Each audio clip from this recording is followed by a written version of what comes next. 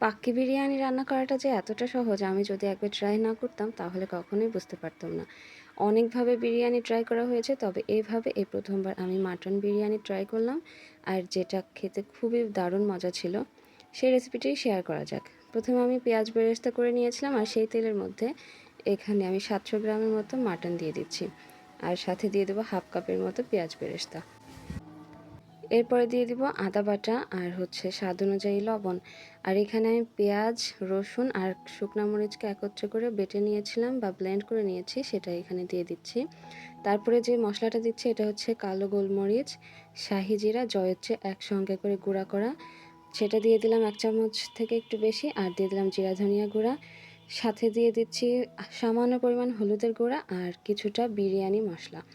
যে কোনো ব্র্যান্ডের বিরিয়ানি মশলা এখানে দেওয়া যেতে পারে। আমি তারপরে দিয়ে দিচ্ছি টমেটো সস। এখানে প্রায় 1 থেকে 1.5 টেবিল চামচের মতো টমেটো সস আমি ইউজ করেছি। এরপরে দিয়ে দিচ্ছি ফ্যাটানো টক দই, এখানে প্রায় 1/3 কাপ মতো আছে। এবার সব কিছুকে খুব ভালোভাবে মিশিয়ে নিতে হবে। একটু সময় নিয়ে হাতে ধরে কিছুটা সময় ভালো মতো মেখে নিতে হবে। এই মাখানোতেই মাংসের টেস্টটা কিন্তু দারুণ আসবে, তাই চেষ্টা করতে হবে সময় নিয়ে খুব ভালো মতো মেখে নেওয়ার। তারপরে আমি চলে যাচ্ছি রান্না করতে।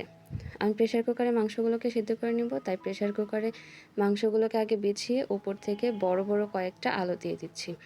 এরপরে পুরোপুরি সেদ্ধ হয়ে গেলে পানিটাকে কমিয়ে নিব, আর সেদ্ধ করা আলুগুলোকে আমি উঠিয়ে আলাদা করে রেখেছি। কেউ চাইলে প্রেশার কুকারে না করে নর্মাল হাঁড়িতে এই কাজটা করে নিতে পারেন। এরপরে একটা হাঁড়িতে বেশ কিছুটা পানি দিয়েছি, তারপরে দিয়েছি গরম মশলা, এখানে দারুচিনি, এলাচ, লবঙ্গ, তারপরে কালো গোলমরিচ, শাহজিরা, এগুলো দিয়ে পানিটাকে কিছুটা গরম করে তার মধ্যে আমি আগে থেকে ধুয়ে ভিজিয়ে রেখেছিলাম 10 মিনিটের মতো চাল, চিনি গুঁড়া চাল, সেটা আমি এখানে দিয়ে দিচ্ছি।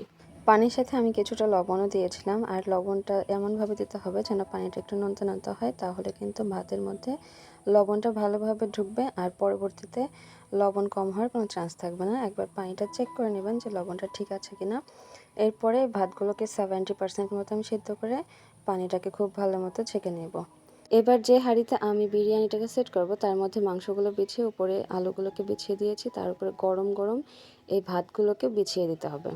গরম থাকা অবস্থাতে যত দ্রুত সম্ভব ভাতগুলো দিয়ে দিতে হবে, যেন গরমটা কম না হয়ে যায়। বেশি গরম থাকা অবস্থাতে দ্রুত করে এই কাজগুলো করে নিতে হবে।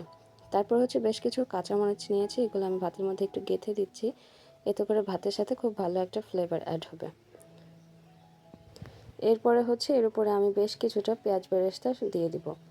পেঁয়াজ বেরেস্তা আগে থেকে আমি যে করে রেখেছিলাম সেখান থেকে তুলে রেখেছিলাম সেটাই দিয়ে দিচ্ছি। আর 1 কাপ পরিমাণ গরুর দুধ জাল করে ঘন করে রেখেছিলাম সেটা দিয়ে দিচ্ছি। সামান্য পরিমাণ বিরিয়ানির মশলা উপর থেকে একটু বিছিয়ে দিলাম, আর এখানে দেবো একদম খাঁটি গাওয়া ঘি, যেটা না দিলে বিরিয়ানি কিন্তু ইনকমপ্লিট হয়ে থাকবে। তারপরে আমি সামান্য পরিমাণ ফুড কালার একটু জায়গায় জায়গায় ছিটিয়ে দিচ্ছি, এতে করে সুন্দর একটা কালার হয়ে আসবে। ফুড কালারটা টোটালি অপশনাল, কেউ চাইলে নাও দিতে পারেন। তারপরে আমি আরও কিছুটা পেঁয়াজ বেরেস্তা দেওয়ার পরে আমি এখানে 1 চা চামচের মতো কেওড়া জল দিয়েছি। চাইলে কেওড়া জলটা নাও দেওয়া যেতে পারে, আবার কেওড়া জলের সাথে 1/2 চা চামচ গোলাপ জলও অ্যাড করা যেতে পারে। 30 মিনিটের মতো আমি দমে রেখে চুলার আঁচটাকে একদম কমে রেখে তারপর দম দিয়েছিলাম। আর এদিকে আমি হাঁড়িটার নিচে কিন্তু অবশ্যই একটা তাওয়া দিয়ে নিতে হবে, তাই নিচে লাগবে না।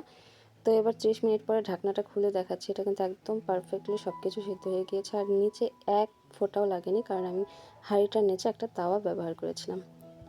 তো এরকম সহজ রেসিপিটা যদি কারো ভালো লেগে থাকে তাহলে বাসায় একবার ট্রাই করে দেখবেন, আর এটা কিন্তু যে কোনো রেস্টুরেন্টকেও হার মানাতে বাধ্য।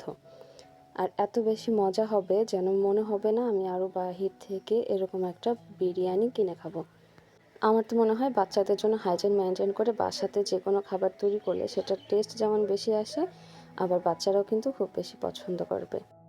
এর অরিজিনাল কালারটা ছিল এটা, একদম রেস্টুরেন্টের মতো দেখতে হয়েছে।